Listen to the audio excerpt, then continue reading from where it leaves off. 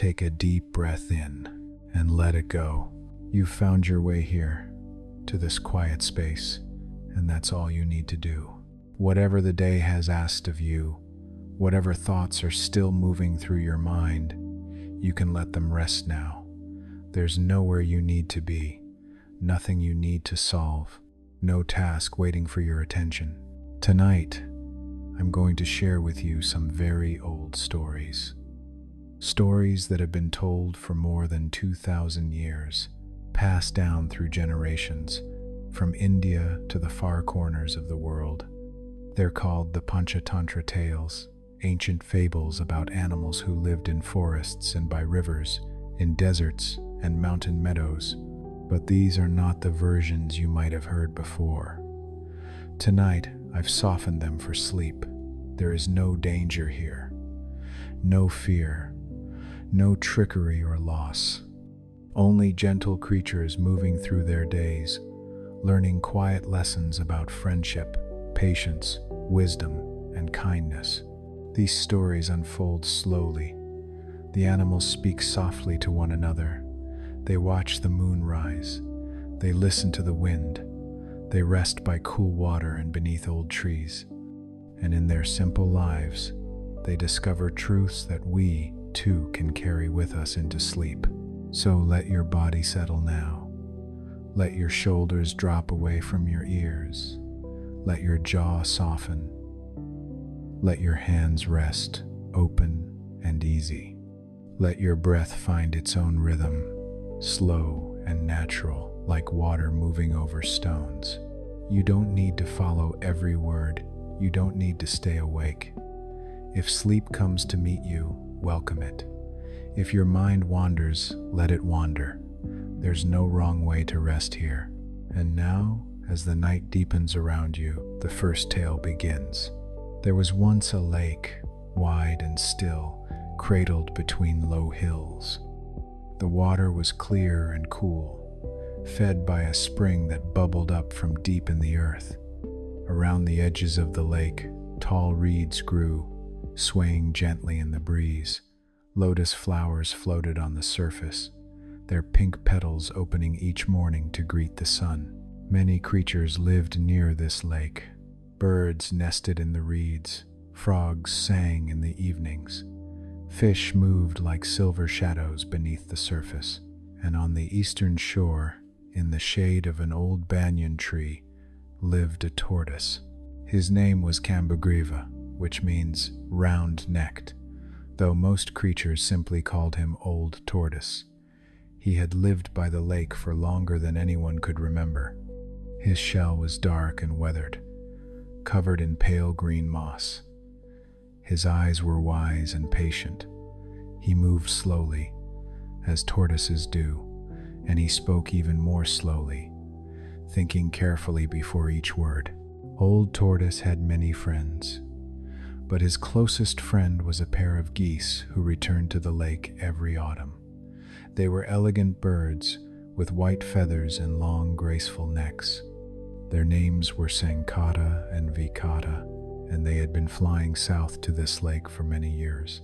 Every autumn, when the air grew cool and the first leaves began to fall, Old Tortoise would hear their familiar calls echoing across the water. He would lift his head and smile, knowing they had arrived.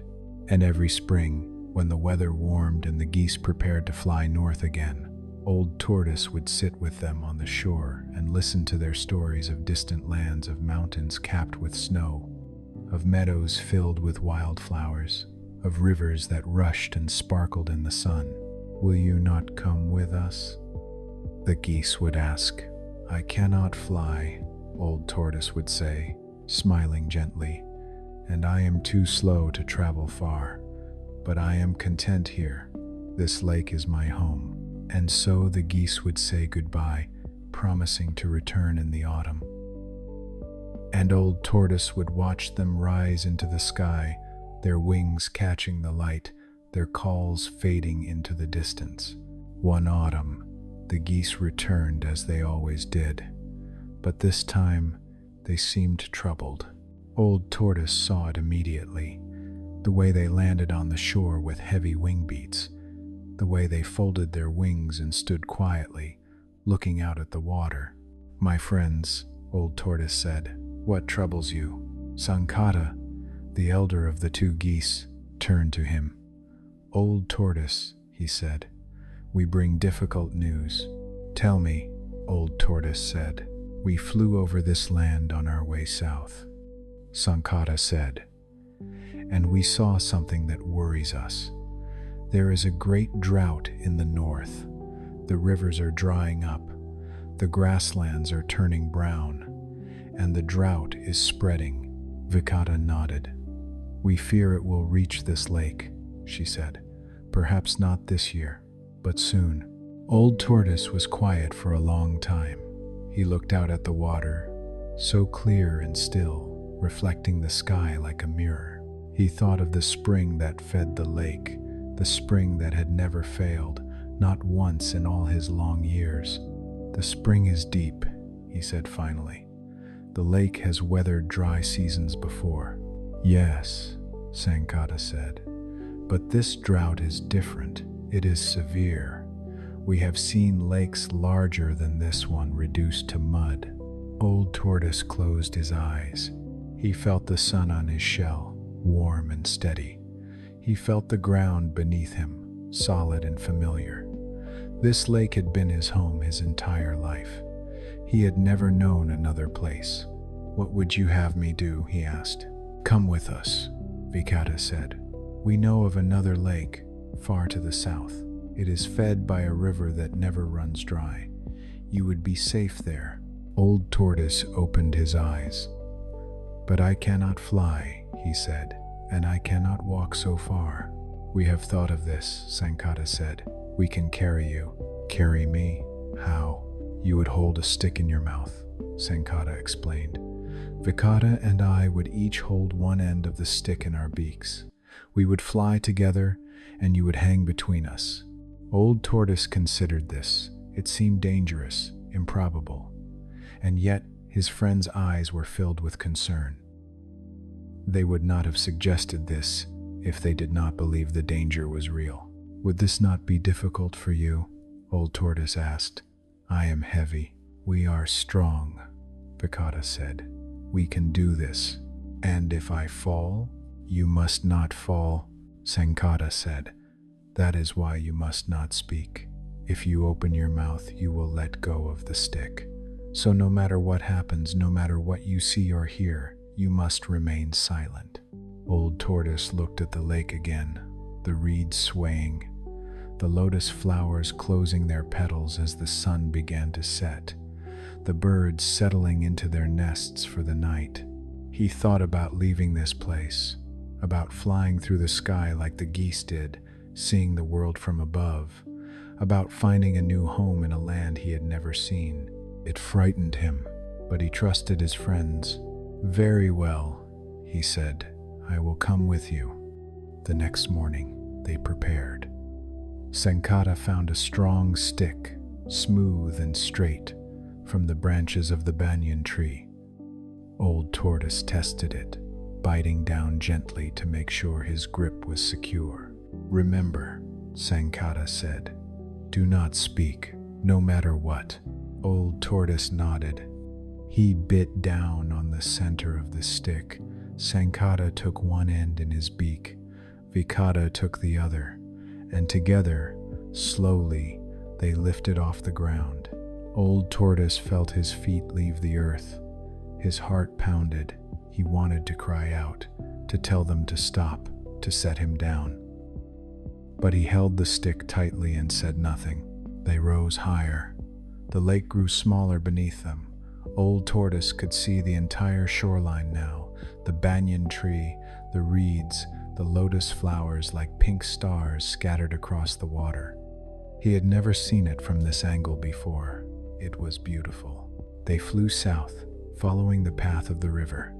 Below them, the land unfolded fields and forests, villages and roads.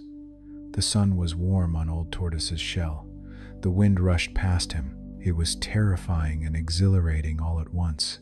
After some time, they passed over a village. Children playing in the fields looked up and saw them, a tortoise hanging from a stick, carried by two geese. They began to shout and point. Look, look at that tortoise flying. How strange, how silly. Who would carry a tortoise through the sky? The children laughed. They clapped their hands. They called to their parents to come and see. Old Tortoise heard them. He felt a surge of indignation. Silly, he thought. This is not silly. This is clever. This is brave. These children do not understand. He wanted to shout down to them. He wanted to tell them that this was an act of friendship, of trust, of courage. But he remembered Sankata's words, "Do not speak, no matter what." So he kept his mouth clamped tightly on the stick, and he said nothing. The geese flew on. The village disappeared behind them. The sun climbed higher in the sky, and Old Tortoise thought about what had just happened. He thought about how close he had come to opening his mouth, how close he had come to falling, and he realized something. Pride was dangerous. The need to defend himself, the need to correct others, the need to be seen and understood. All of it was dangerous when what mattered most was simply holding on. He thought about his life at the lake, how he had lived there quietly, contentedly, without needing anyone to acknowledge him or praise him. How he had been happy simply to exist, to watch the sun rise and set, to feel the cool water on his skin. That, he realized, was wisdom, not the need to be right, but the ability to let go. They flew for many hours. The sun passed overhead and began to sink toward the horizon. The land beneath them changed drier, browner, the trees more sparse. And then, as the sky turned pink and gold, Old Tortoise saw it. Another lake, larger than the one he had left, surrounded by green hills, fed by a wide river that sparkled in the fading light. The geese descended slowly, carefully, and set Old Tortoise down on the soft grass at the water's edge. He released the stick and took a deep, shaky breath. "You did it," Bakata said, her voice filled with relief and pride. "We are here," Sankata said. Old Tortoise looked around. The lake was beautiful. The water was clear.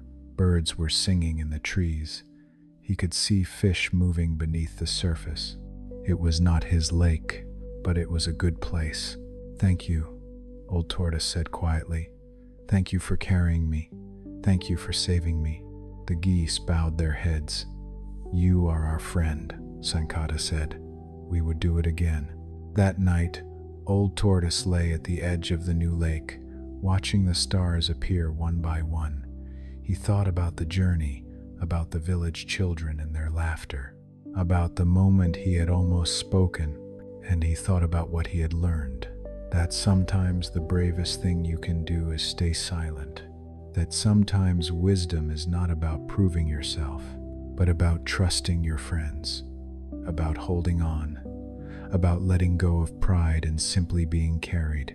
He closed his eyes and listened to the gentle lapping of the water against the shore. And he was grateful.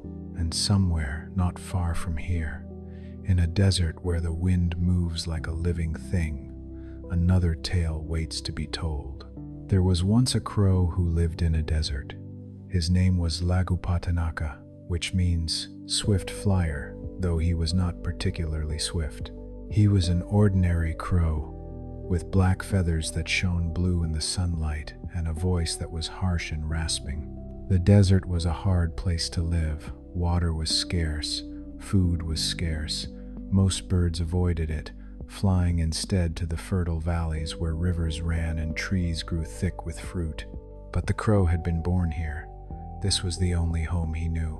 He had learned to survive in the desert, to find water in hidden springs, to catch insects in the cool of the morning, to shelter from the heat beneath rocks and in the shadows of cacti. He lived alone. He did not mind this. Crows are clever birds, and clever birds can entertain themselves. One day, as the crow was flying over the dunes, he saw something that made him stop and circle back. A traveler, a man, walking slowly through the sand, his robes dusty and worn, his face shaded by a cloth wrapped around his head. He was moving in the direction of an oasis that the crow knew was still many miles away. The crow watched the man for a while. The sun was high, the heat was brutal, the man's steps were unsteady. The crow could see that the man would not make it to the oasis. For a moment, the crow considered flying away. This was not his concern. The desert was harsh, and many creatures died here. That was the way of things. But something stopped him. Perhaps it was curiosity. Perhaps it was something else. The crow flew down and landed on a rock in front of the man. The man stopped walking. He looked at the crow with tired eyes. "What do you want, bird?" the man asked, his voice hoarse. The crow tilted his head. "There is a spring," he said, "not far from here. If you follow me, I will show you." The man stared at the crow. For a moment, he seemed unsure whether to trust this strange offer, but thirst won over doubt. "Lead the way," the man said. The crow took flight, flying low and slow so the man could follow. He led the man through the dunes, around a rocky outcrop, and down into a small canyon where a spring bubbled up from the ground, creating a pool of clear water surrounded by green grass. The man collapsed beside the pool. He drank deeply, then splashed water on his face and neck. After a long while, he looked up at the crow, who was perched on a nearby rock. "Thank you," the man said. "You saved my life." The crow said nothing. He was not accustomed to gratitude. The man rested by the spring for the remainder of the day. When evening came and the air grew cooler, he built a small fire and prepared a simple meal of bread and dried fruit. He broke off a piece of bread and offered it to the crow. The crow hopped closer and took the bread in his beak. It was soft and good, better than anything he had found in the desert in weeks. "Why did you help me?" the man asked. The crow thought about this. "I do not know," he said honestly. The man smiled. "Perhaps you are kinder than you think." The crow did not respond. He finished the bread and flew up to a higher perch to sleep. The next morning, the man prepared to leave. He had refilled his water skin, rested, and regained his strength. He bowed to the crow. "I am traveling to a village on the other side of the desert," the man said. "If you ever need help, come and find me. My name is Hiranyaka." The crow nodded, though he did not expect he would ever need help from a human. Hiranyaka left, and the crow returned to his solitary life. Weeks passed. The crow continued his routine, searching for food, finding water, sheltering from the sun. But something had changed. He found himself thinking about the traveler, about the gratitude in the man's eyes, about the bread he had shared. It had felt good to help someone, to be thanked. One afternoon, as the crow was flying over the dunes, he heard a sound that made him pause. A cry, faint, desperate. He followed the sound and found a small fox trapped in a crevice between two rocks. The fox's paw was caught, and she was struggling to free herself, her eyes wide with panic and pain. The crow landed nearby. "Be still," he said. The fox looked at him, startled. You can speak." "Of course I can speak. Now hold still." The crow examined the situation. The fox's paw was wedged tightly. She could not pull it free on her own. But the crow could see that if he removed a few smaller stones, the crevice would widen just enough. He set to work, using his beak to pry the stones loose one by one. It was slow, painstaking work. His beak ached, his neck grew tired, but he did not stop. Finally, the last stone came free. The crevice widened. The fox pulled her paw out with a yelp of relief. She licked her paw gingerly, testing it. It was bruised but not broken. "Thank you," she whispered, looking at the crow with wonder. "Why did you help me?" The crow tilted his head, and this time he had an answer. "Because someone once helped me," he said, "and I learned that kindness is something you pass forward." The fox bowed her head. "I will remember this." She limped away into the desert, and the crow took flight once more. But now, he was no longer alone in the way he had been before. He began to notice other creatures in the desert: a lizard struggling in the heat, a mouse searching for water, a young hawk with an injured wing. And whenever he could, the crow helped, not because he expected anything in return, but because he had learned something from the traveler, from Hiranyaka, that kindness creates kindness, that one small act can ripple outward, touching lives you will never know about, that the desert, harsh as it was, could be softened by the simple choice to care for one another. And so the crow, who had once lived alone and unbothered, became known throughout the desert as a helper, a guide, a friend. And though he still lived simply, still searched for food and water each day, his life felt fuller, not because it had become easier, but because it had become shared. And there, where the river winds through the forest, another story begins. There was once a heron who lived by a river. She was tall and elegant, with long gray feathers and a sharp yellow beak. Her legs were thin and strong, perfect for wading through the shallow water where fish darted and hid among the stones. The heron's name was Mandara, and she was an excellent fisher. Every morning, she would stand at the edge of the river, still as a statue, watching the water. And when a fish swam close, she would strike quick and precise and catch it in her beak. She rarely missed. Because of this, Mandara was proud. She believed she was the best fisher on the river. She looked down on other birds who were less skilled, less patient, less graceful. "Look at that kingfisher," she would say to herself, watching a bright blue bird dive clumsily into the water. So loud, so frantic, no subtlety at all. Or, "That egret is too slow. By the time he decides to strike, the fish are long gone." Mandara preferred to fish alone. She did not need anyone's help. She did not want anyone's company. One summer, the river began to change. The water level dropped. The current slowed. The fish became fewer and more cautious. At first, Mandara was not worried. She was skilled. She would adapt. But as the days passed, she found herself catching fewer and fewer fish. The fish had grown wary. They stayed in deeper water, hiding among the rocks where her long legs could not reach.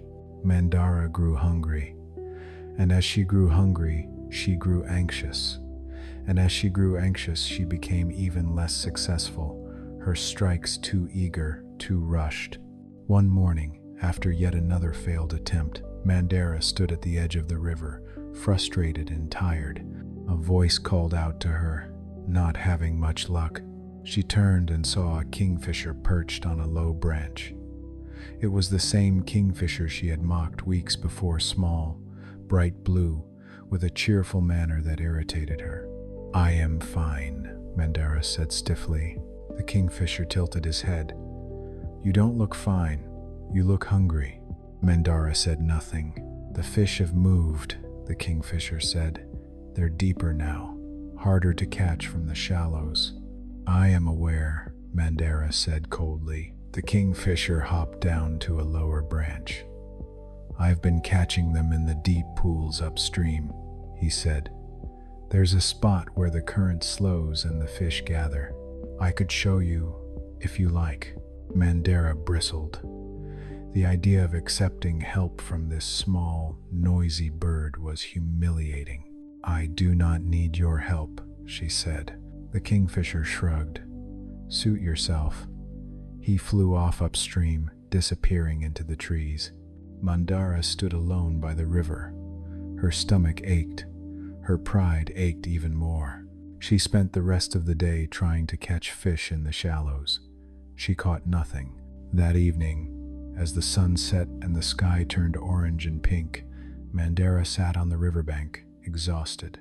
An egret waded past her, the same egret she had once criticized for being too slow. "Hard day?" the egret asked gently. Mandara looked away. "Yes," the egret nodded. "The river is teaching all of us this season," he said. "I have had to change the way I fish. It is humbling." "Humbling," Mandara repeated quietly. "Yes, but also freeing, in a way. When I stopped insisting on doing things my way, I became open to learning, and I found I could ask for help. The kingfisher showed me the deep pools. They are full of fish." The egret looked at Mandara with kind eyes. "Pride is heavy to carry," he said. "Sometimes it is easier to set it down." He waded away, leaving Mandara alone with her thoughts. That night, she did not sleep well. She thought about the egret's words, about the kingfisher's offer, about her own stubborn refusal, and she thought about her hunger. The next morning, Mandara flew upstream. She found the kingfisher perched on a rock near a deep pool, just as he had described. She landed nearby. She began, then stopped. The words were harder than she expected. The kingfisher looked at her. "Yes, I would like to see the pool," Mandara said quietly. "If your offer still stands." The kingfisher's eyes brightened. "Of course," he said. "Come, I'll show you." He led her to a wide, calm pool where the water was deep and clear. Mandara could see fish moving below the surface, large, healthy fish. "They gather here in the mornings," the kingfisher said. "The current is slow, so they rest. If you stand on that rock and wait, they will come close." Mandara waded to the rock and took her position. She waited, still and patient as she had always been, and sure enough, a fish swam close. She struck. She caught it. Relief flooded through her. She ate quickly, feeling strength return to her body. The kingfisher flew down beside her. "See?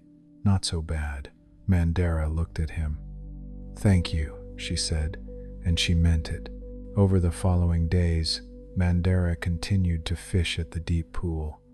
Sometimes the kingfisher was there, sometimes the egret, sometimes other birds she had once dismissed, and she began to talk with them, to listen to their stories, to learn from their experiences. She learned that the kingfisher's frantic diving, which she had mocked, was actually perfectly suited to catching fast-moving fish in turbulent water.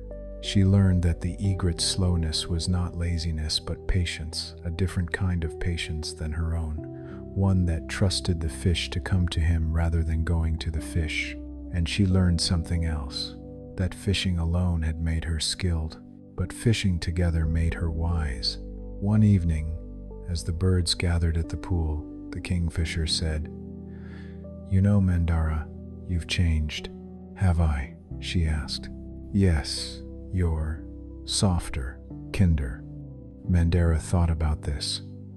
"I think I was very lonely," she said.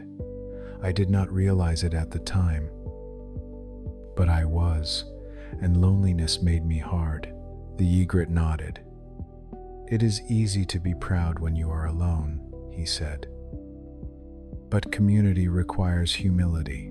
Mandara looked at the other birds, the kingfisher, the egret, a young heron who had recently joined them, a pair of ducks who floated nearby. She had spent so many years believing she was better off alone, but now, surrounded by these friends, she realized she had been wrong. "Thank you," she said again, "for not giving up on me." The kingfisher laughed. "We're a flock now," he said. "We look after each other, and why,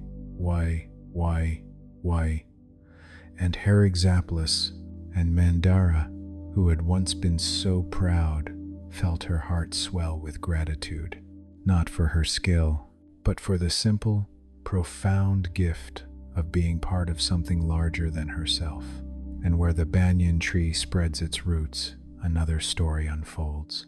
There was once a monkey who lived in a banyan tree. His name was Raktamuka, which means red face, because when he was excited or angry, his face would flush a deep crimson color. Raktamuka was young and energetic. He loved to swing through the branches, to leap from tree, to chatter and call to the other animals in the forest. He was curious about everything and afraid of nothing. At the base of the banyan tree lived a crocodile. His name was Karalamuka, which means fierce face, though he was not particularly fierce. He was old and slow, and he spent most of his days lying in the mud by the river, sunning himself on the bank. The monkey and the crocodile should not have been friends. Monkeys and crocodiles do not usually trust each other, but somehow, over time, they had formed an unlikely bond. It began one afternoon when the monkey dropped a fig from the tree. It landed right on the crocodile's nose. The crocodile opened one eye. "Was that you?" he rumbled. "Yes," the monkey called down. "Sorry, my hands are full." The crocodile sniffed the fig. It smelled sweet. He ate it. "That was delicious," the crocodile said. The monkey grinned. "There are plenty more up here. Would you like another?" "Yes, please." And so the monkey began dropping figs down to the crocodile, and the crocodile began to look forward to these gifts, and slowly a friendship formed. The monkey would chatter about his day, about the birds he had seen, the fruits he had found, the games he had played, and the crocodile would listen, his eyes half closed, basking in the sun and the sound of the monkey's voice. It was a peaceful friendship, a simple one. But then, one day, the crocodile's wife became curious. She lived downriver, and she rarely came to visit. But one afternoon, she swam upstream and found her husband lying contentedly beneath the banyan tree. "What are you doing here all day?" she asked. "Resting," the crocodile said, "listening to my friend." "Your friend?" "The monkey. He lives in the tree. He gives me figs." The crocodile's wife looked up at the monkey, who was swinging from branch to branch, singing to himself. "A monkey?" she said, her voice sharp. "You have befriended a monkey?" "Yes, he is very kind." The wife frowned. "Monkeys are food, not friends." The crocodile felt uncomfortable. "He is my friend," he said quietly. "I would not eat him. It is Amar and Havyun, or Mananaster, one salve, crocodile, one salve, crocodile. He said, "Have you one salve, or Mananice?" He said. His wife circled him, her eyes narrowing. "They say," she said slowly, "that the heart of a monkey who eats figs every day is the sweetest thing in the world." The crocodile did not like where this was going. "I have been feeling unwell," his wife continued. "I think if I could eat the heart of a monkey, I would feel better." "No," the crocodile said firmly. "I will not betray my friend." His wife's eyes hardened. "So you care more about a monkey than about me?" "That is not what I said." "Then prove it. Bring me his heart." The crocodile was silent for a long time. He felt torn. He loved his wife, but he also cared for the monkey. The monkey had been kind to him. The monkey trusted him. "I cannot," the crocodile said finally. His wife hissed. "Then you are a fool," she said, and she swam away downstream, her tail lashing the water. The crocodile lay in the mud, his heart heavy. That evening, the monkey came down from the tree and sat on a root near the water. "You seem sad," the monkey said. "What troubles you?" The crocodile looked at the monkey, his small, bright eyes, his cheerful face, his trusting manner. My wife is unwell, the crocodile said. I am sorry to hear that. Is there anything I can do? The crocodile hesitated, and then he said, she would like to meet you. The monkey's face lit up. Really, I would love to meet her. She lives downriver. I could take you there, but I cannot swim. You could ride on my back. The monkey thought about this. He had never left the banyan tree. He had never seen the wider river. The idea was exciting. All right, the monkey said. Let's go. So the monkey climbed onto the crocodile's back, gripping his rough scales, and the crocodile slipped into the water. They swam downriver. The water was cool and dark. The monkey watched the trees pass by on either side, the sky turning orange and purple above them. This is wonderful, the monkey called. I have never seen the world from the water before.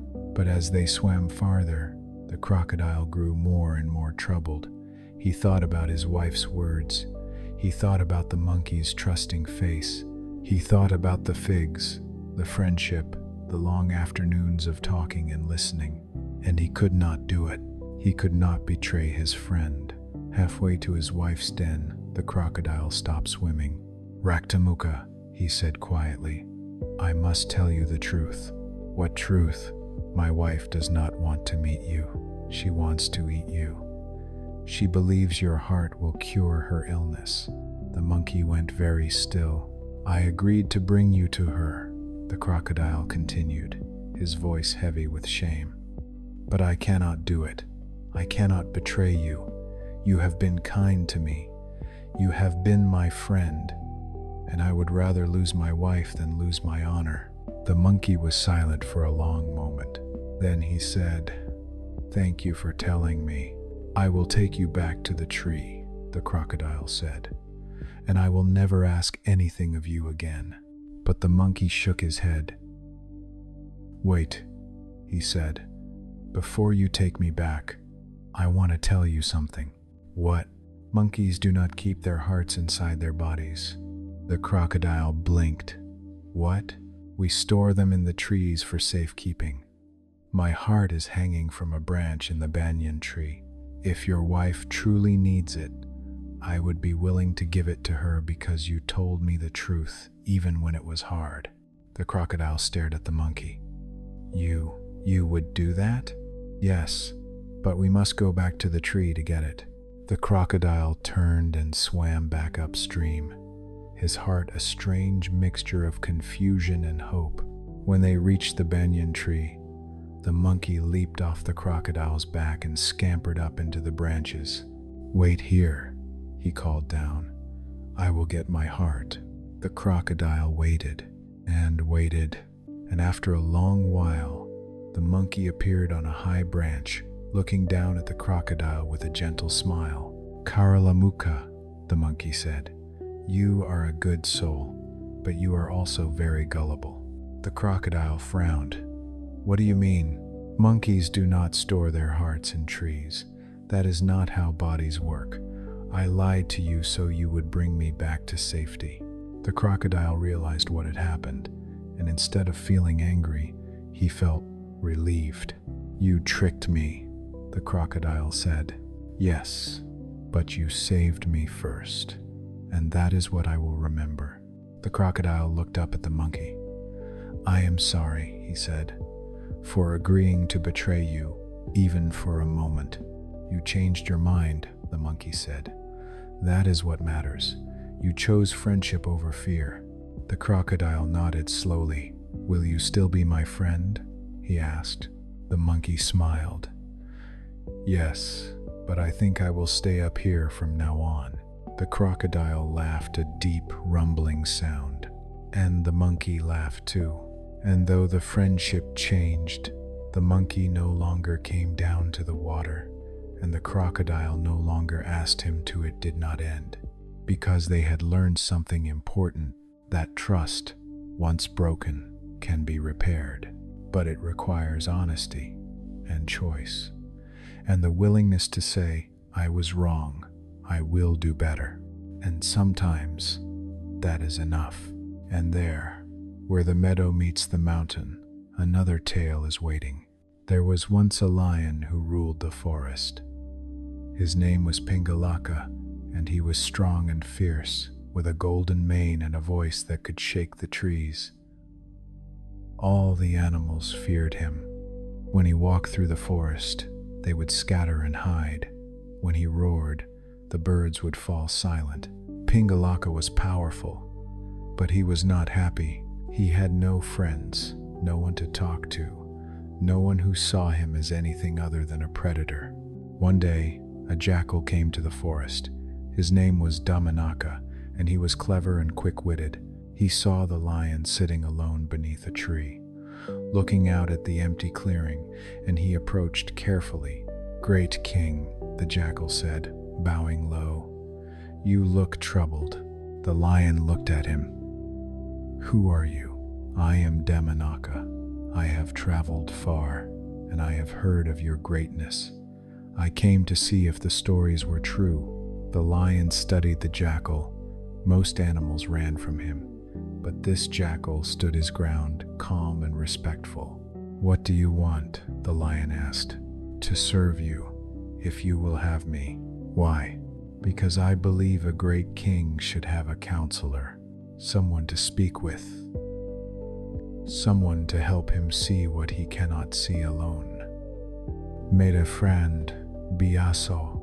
"Now, two friend." "Die explained, two friend." The lion was silent for a moment. Then he said, "Very well, you may stay." And so Damanaka became the lion's companion. He would sit with the lion in the evenings and tell him stories of the outside world. He would advise him on matters of the forest, and slowly the lion began to trust him. One day, a bull wandered into the forest. His name was Sanjivaka, and he had become separated from his herd. He was large and strong, with white fur and curved horns, and he had a deep, bellowing voice. The lion heard the bull's voice echoing through the trees and was startled. He had never heard such a sound before. "What is that?" the lion asked Damanaka. "I do not know, great king. Shall I investigate?" "Yes, go and see." Damanaka went into the forest and found the bull grazing peacefully in a meadow. They spoke, and Damanaka learned that the bull was gentle and kind, despite his size. Damanaka returned to the lion. "It is a bull," he said. "He is lost. He means no harm. Bring him to me," the lion said. Damanaka brought the bull to meet the lion. At first, the lion was wary, but the bull spoke with such gentleness and wisdom that the lion found himself intrigued. "You may stay in my forest," the lion said, "if you wish." "Thank you, great king," the bull said. Over the following weeks, the lion and the bull spent more and more time together. They would walk through the forest, talking about life and philosophy and the nature of strength. The bull was educated and thoughtful, and the lion found his company deeply satisfying. Damanaka watched this friendship grow, and he felt something dark stir inside him. Jealousy. The lion no longer needed him. The lion no longer asked for his advice. The lion spent all his time with the bull. One evening, Damanaka approached the lion. "Great king," he said, "may I speak freely?" "Of course. I am concerned about the bull." The lion frowned. "Concerned? Why?" "I have heard him speaking to the other animals. He is very popular. They respect him. Some say they respect him more than they respect you." The lion's eyes narrowed. "What are you suggesting?" "I am suggesting that the bull may be a threat. He is strong. He has influence. If he wished, he could challenge you." The lion looked troubled. "Sanjivaka would never do that. He is my friend." "I hope you are right, great king, but I thought you should know." Damanaka left, planting the seed of doubt. The next day, Damanaka went to the bull. "Sanjivaka," he said, I must warn you. The lion has been speaking of you. He is suspicious. He thinks you are trying to take his place." The bull was shocked. "That is not true. I would never." "I know," Damanaka said, "but he does not. Be careful." And so both the lion and the bull began to view each other with suspicion. They stopped walking together. They stopped talking. They grew tense and wary. One evening, they faced each other in the clearing. The lion's eyes were hard. The bull's head was lowered, his horns ready. "You have betrayed me," the lion said. "No," the bull said. "You have betrayed me." They circled each other, ready to fight. But then the bull stopped. "Wait," he said. "This is not right." The lion paused. "We are friends," the bull said. "Or we were. What happened?" The lion thought about this. "Damanaka told me you were a threat, and Damanaka told me you were suspicious of me." They looked at each other, and slowly, understanding dawned. "He lied," the lion said quietly. "Yes," the bull said. "He turned us against each other." The lion's anger shifted, not toward the bull, but toward the jackal who had manipulated them both. That night, the lion confronted Damanaka. "You poisoned our friendship," the lion said. "You lied to both of us. Why?" Damanaka hesitated, and then, seeing no escape, he spoke the truth. "Because I was jealous, because I wanted to be important to you again." The lion looked at him with sadness. "You were important to me," he said, "but you let your fear destroy that." He turned away. "Leave my forest," the lion said, "and do not return." Damanaka left, his head low, his heart heavy with shame, and the lion and the bull sat together that night beneath the stars, their friendship restored. "I am sorry," the lion said. "I should have trusted you." "And I am sorry," the bull said. "I should have spoken to you directly rather than believing lies." They sat in comfortable silence for a while. "We were foolish," the lion said finally. "Yes," the bull agreed, "but we learned something." "What?" "That friendship requires trust, and trust requires honesty. And when someone tries to come between friends, the answer is not to fight each other. It is to come together." The lion nodded. "Yes, that is wise." And from that day forward, the lion and the bull were not just friends. They were family, and where the night is deepest and the stars are brightest, one final tale unfolds. There was once a sparrow who lived in a meadow. She was small and brown, with bright eyes and a cheerful song. Every morning, she would wake with the sun and sing from the highest branch of a flowering tree. She had built her nest there, carefully weaving together grass and twigs and soft moss. It was a good nest, sturdy and warm, and inside, she had laid 3 small eggs. She was waiting for them to hatch. Every day, she would sit on the eggs, keeping them warm, singing softly to them, dreaming of the day when she would hear their tiny voices for the first time. One afternoon, as the sparrow was out searching for food, a storm came. It came suddenly, with no warning. The sky darkened, the wind howled, rain poured down in sheets, drenching the meadow. The sparrow tried to fly back to her nest, but the wind was too strong. It pushed her off course, tumbling her through the air. She struggled and fought, but she could not reach the tree. Finally, the storm passed. The sparrow flew back to the flowering tree, her heart pounding. But when she reached her nest, she found it destroyed. The wind had torn it apart. The branches were scattered. The eggs were gone. The sparrow searched frantically. She looked in the grass below the tree. She looked in the bushes. She called out, hoping to hear a reply. But there was nothing. The eggs were lost. The sparrow sat on the broken branch where her nest had been, and she wept. She wept for her eggs, for the chicks that would never hatch, for the songs they would never sing. As the sun set, an old tortoise who lived near the meadow heard the sparrow's cries. He made his way slowly to the tree and looked up at her. "Why do you weep, little one?" he asked. "My nest is destroyed," the sparrow said. "My eggs are gone. Everything I built, everything I hoped for, is lost." The tortoise was quiet for a moment. Then he said, "May I tell you a story?" The sparrow did not want to hear a story, but the tortoise's voice was gentle, and she did not have the heart to refuse. "Many years ago," the tortoise said, "I had a family, a mate, and many little ones.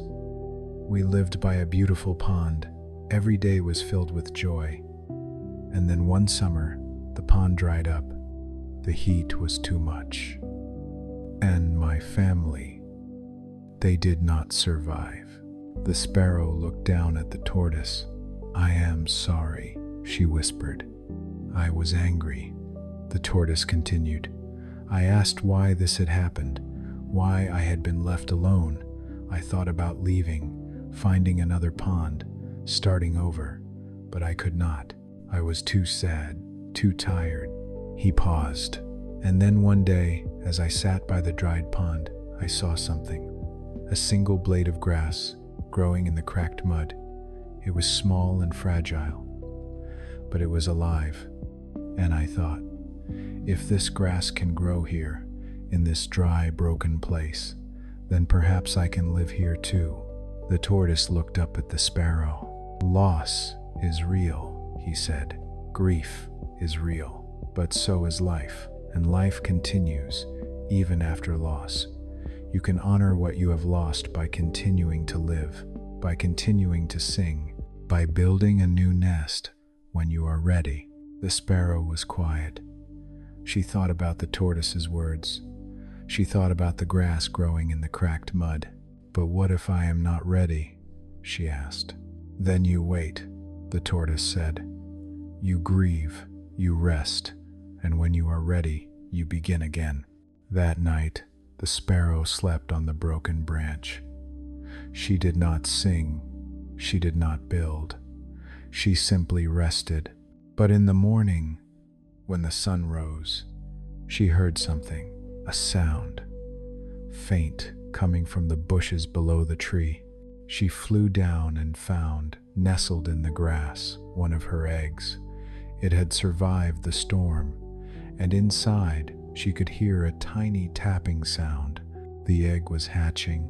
With trembling wings, the sparrow watched as a crack appeared in the shell, and then another, and then a tiny beak poked through. A chick emerged, wet and fragile, blinking in the morning light. The sparrow's heart swelled. One egg, one chick, not the three she had dreamed of, but one, and it was enough. She carefully carried the chick back up to the tree. She gathered new grass, new twigs, new moss. She built a new nest, smaller than before, but strong, and she sang not the same song as before. This song was different. It was tinged with sadness, but it was also filled with gratitude for the egg that survived, for the chick that hatched, for the tortoise who had shared his story, for the new day. And as she sang, she thought about what the tortoise had said. Life continues, even after loss. She did not know what the future would hold. She did not know if there would be more storms, more losses, more grief. But she knew one thing: she would continue to sing. And now the night is almost over. You have traveled far tonight, through deserts and rivers, through forests and meadows, through lakes and mountains, and the vast open sky. You have met animals who learned to trust, to let go of pride, to share kindness, to repair what was broken, to continue living even after loss. And in each of them, you have seen something true. That wisdom is not about being perfect. It is about being willing to learn, willing to change, willing to ask for help, willing to forgive, willing to begin again. These are old stories. They have been told for thousands of years, but they are still true, because the challenges they describe are not just the challenges of animals in ancient forests. They are the challenges of being alive, and the wisdom they offer is simple. Be kind, be humble, be brave, be patient, be grateful, and when you fall, as we all do, get up, build a new nest, sing a new song. Life continues, and you are part of it. So rest now. Let your breath slow. Let your body soften. Let sleep come and take you gently. You have done enough today. You are enough. And tomorrow, when you wake, the world will still be here, waiting for you with all its challenges and all its beauty. But for now, rest. Close your eyes and let these ancient stories carry you into sleep.